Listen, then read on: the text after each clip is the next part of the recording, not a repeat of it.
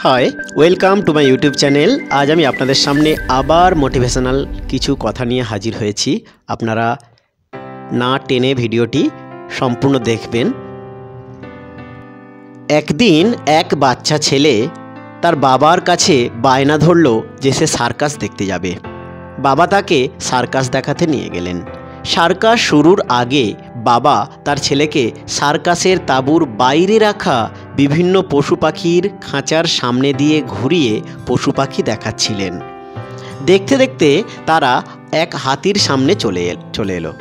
তারা দেখতে পেল হাতিটি খাঁচায় বন্দি করে রাখার বদলে একটি চিকন শিকল দিয়ে পায়ে বাঁধা আছে, যেটি হাতি চাইলেই ছিঁড়ে পালিয়ে যেতে পারে।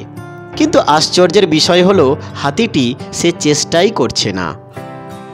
এটা দেখে ছেলেটি খুব অবাক হলো এবং তার বাবাকে এর কারণ জিজ্ঞাসা করল।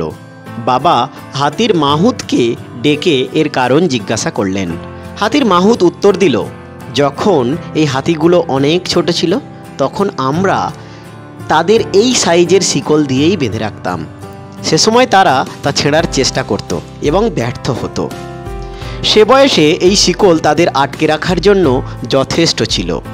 এই অবস্থায় যখন তারা বড় হতে থাকে তারা বিশ্বাস করে নেয় যে এই শিকল ছেঁড়া কখনোই সম্ভব নয়। তাই এখন তারা এই শিকলের চেয়ে অনেক বেশি শক্তিশালী হলেও তাদের বিশ্বাসের কাছে তারা বাধা পড়ে আছে এবং তা ছিঁড়তে চেষ্টাও করে না।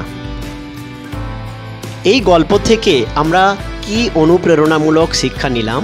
না, সফল হওয়ার ক্ষেত্রে প্রথম ধাপ হলো এটি মনে প্রাণে বিশ্বাস করা যে আপনি সফল হবেনই।